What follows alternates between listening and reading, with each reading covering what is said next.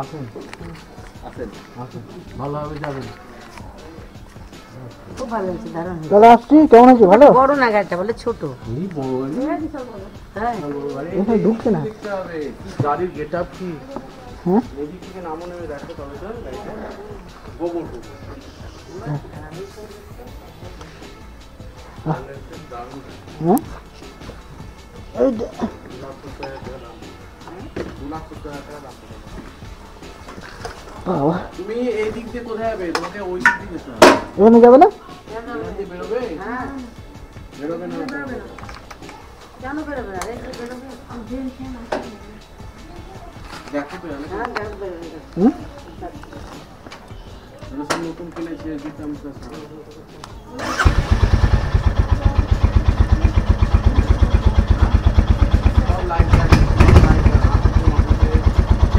বেরোবে? দেখো তো,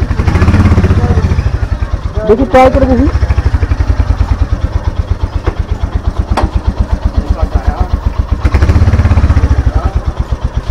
যাবে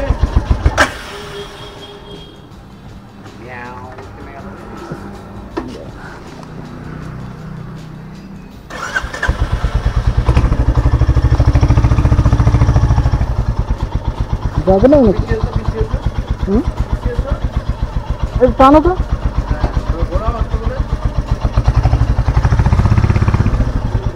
দেখো চাকাটা পড়বে না তো?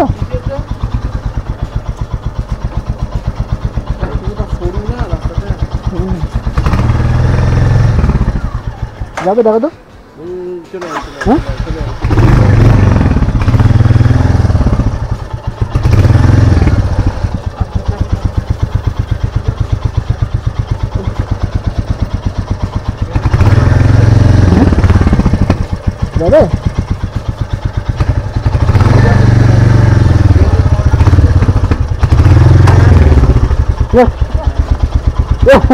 চলে গেছে। তাহলে আসছি, পরে আবার দেখা হবে। নাম্বারটা নিয়ে নেওয়া হবে। হ্যাঁ হ্যাঁ ঠিক আছে, ওকে আসছি তো। হ্যাঁ হ্যাঁ আচ্ছা ঠিক আছে।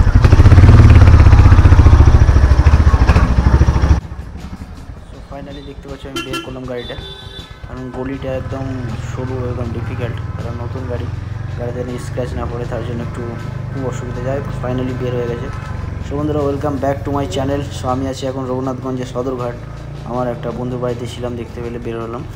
সো এখন আমি যাব আমার যেখানে ডেস্টিনেশন, সেটা হচ্ছে ফতুল্লাপুর গ্রাম, আমার নিজের জায়গা। সো অনেক দিন পরে যাব এই রাস্তা হয়ে। আমি যাব মিঠিপুর ধনপতনগর হয়ে। সো দেখি রাস্তাটা কেমন, আগের মতো কি আছে নাই চেঞ্জ হয়েছে। সো আমি তোমাদের পুরোটা দেখাবো। রঘুনাথগঞ্জের রাস্তাটা অনেকটা মোটামুটি এই দিকটা ভালো আছে। এইদিকে আমি আছি দরবেশপাড়া মোড় ব্রিজের সাইডে সদরঘাটে। আর যেদিকে ম্যাকেঞ্জি ফিল্ড আছে, ম্যাকেঞ্জি ফিল্ড থেকে মিয়াপুরের রাস্তাটা একদম বাজে রাস্তা এখনও। যাই হোক, ওই রাস্তাটা একদম এখনও ঠিক হয়নি। আমি 8 বছর পরে রঘুনাথগঞ্জে এলাম। 8 বছর আগে যেরকম ছিল এখন তেমনই আছে। তো আমি যেখানে যাচ্ছি ওই রাস্তাটা এখন দেখি কেমন, আর তোমাদের দেখাবো। সেটা দেখতে পাচ্ছি, এটা রঘুনাথগঞ্জ ব্রিজ, যেটা কিনা ভাগীরথী ব্রিজ বলে এটাকে অ্যাকচুয়ালি। তো দেখতে পাচ্ছি রঘুনাথগঞ্জ ব্রিজে এখনও প্রায়ই আমি শুনি অ্যাক্সিডেন্ট হয় এখানে। সো অ্যাক্সিডেন্ট হবে না কেন? এত ক্রাউড এরিয়া, এখানে কোনো ট্রাফিক রুলসের কোনো মানে ইয়েই নেই। শুধু ট্রাফিকগুলো দাঁড়িয়ে আছে, ভালোভাবে মেনটেন্স করে না, কিছু করে না। কলকাতা, আমাদের ওদিকে কলকাতার মতো কোনো এখানে মেনটেন্স নেই, দাঁড়িয়ে আছে। ফাইনালি দেখতে পাচ্ছি এটা ব্রিজ, একটা ফিলিং আলাদা হচ্ছে, যেহেতু বা অনেক দিন পরে এই ব্রিজে বেসিক্যালি গাড়ি চালাচ্ছি। এই ব্রিজে আমার ফার্স্ট মানে ড্রাইভিং করছি, এর আগে আমি করতাম। সো বন্ধুরা, এই সামনে রাস্তাটা চলে গেলো লালগোলা হাজারদুয়ারি সব সাইডে, আর আমি বাঁ সাইডে কেটে যাচ্ছি এদিকে। আমি অ্যাকচুয়ালি গাড়িতে এই দিক দিয়ে বেরিয়ে যাবো একদম মিঠিপুরের রাস্তাটা। এদিক দিয়ে মিঠিপুরের সামনেটা দিয়ে যাওয়া যেত, বাট আমি এটা ধনপতনগর হয়ে বেরিয়ে যাবো। চলো তোমাদের সঙ্গে শেয়ার করবো, আর ভিডিওটা ভালো লাগলে লাইক শেয়ার করবে অবশ্যই। দেখতে হচ্ছে রাস্তাগুলো এখন বাজছে প্রায় 4:30টার কাছাকাছি, 4:15। দেখতে পাচ্ছি অনেকটা রোদ আছে এখন, মানে রোদের তেজ। আর দেখতে পাচ্ছি আমি ফাইনালি এই যে রাস্তায় উঠে গেছি, আর এত রাস্তা বাজে। সো কিছুই তো চেঞ্জ হয়নি ভাই, সেই রাস্তা ছিল সেই রকমই আছে। আর এখন তো মনে হচ্ছে আরও খারাপ হয়ে গেছে।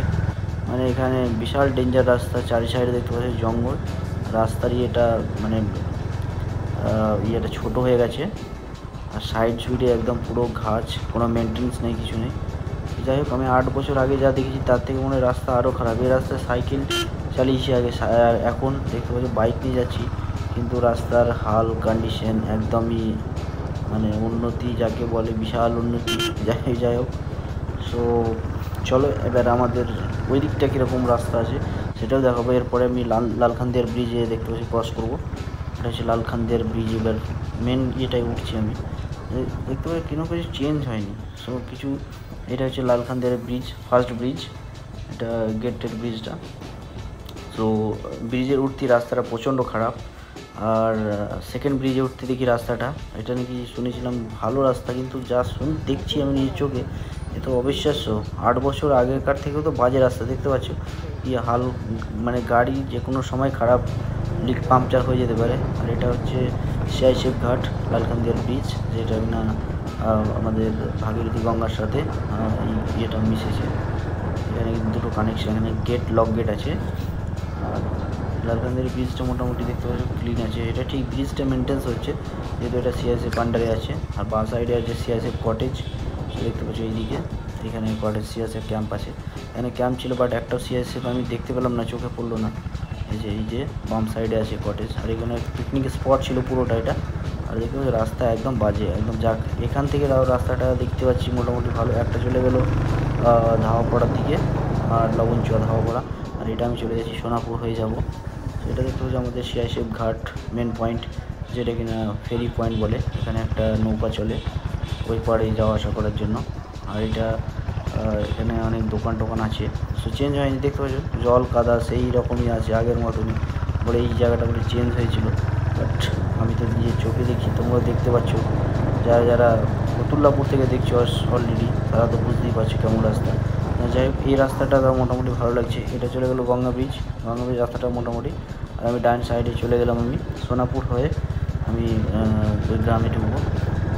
তো সোনাপুরের রাস্তাটা এটা তো আগে থেকেই ভালো ছিল, আমি যখন দেখেছিলাম 8 বছর আগে, তখন এই রাস্তাটা এরকম পিচ হয়েছিল। আর সামনে আলিগড়ের সব কিছু গার্ডওয়াল দিয়ে ঘিরে নিয়েছে, আলিগড়ের জায়গা যেহেতু। আলিগড় বিশ্ববিদ্যালয় তো এখন পেন্ডিং হয়ে পড়ে আছে। আর এটা দেখতে পাচ্ছি ওই গাঙ্গিন সৈনিকপাড়ার রাস্তা। আর ফাইনালি আমি ঢুকছি আমার ডেস্টিনেশন পয়েন্টে। এখানে আবার গাড়িটা বন্ধ হয়ে গেলো, মানে দেখতে পাচ্ছ কীরকম রাস্তার কন্ডিশন, মানে রাস্তার কন্ডিশন একদমই বাজে। যাই হোক, তাও ওইখান থেকে সিআইএসএফ ঘাট থেকে এ অবধি তাও রাস্তাটা ভালো পেলাম আমি। বাবা, আবার এখান থেকে আবার খারাপ কেন? এই যে এইখান থেকে তো এই পাড়াটা তো আগে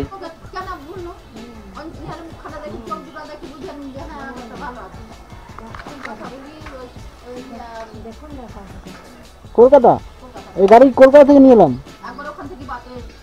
হ্যাঁ, আবার চলে যাবো কালকে।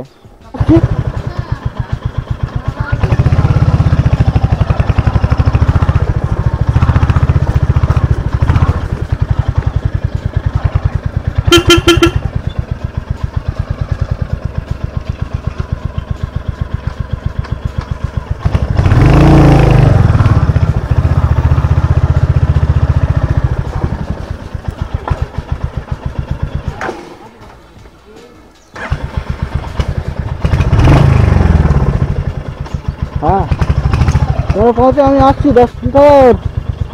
ভালো আছো? কেমন আছো বাবা? হ্যাঁ, না ফাইন।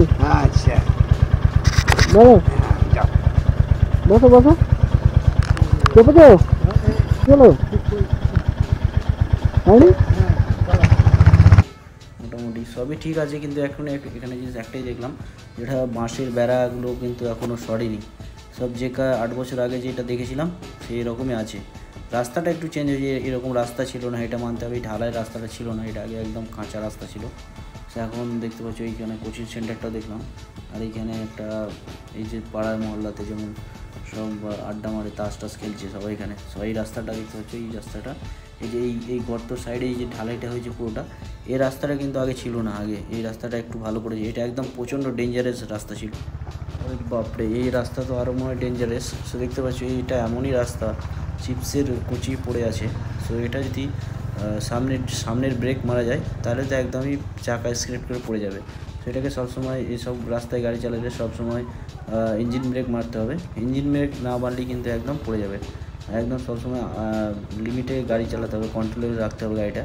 এটা হলো অ্যাডভেঞ্চার করার সময় আমার কাজে লাগবে। সো যাই হোক, এই রাস্তাটা হয়তো তৈরি হবে মনে হচ্ছে তার জন্য, কিন্তু পুরো ডেঞ্জারাস রাস্তা হয়।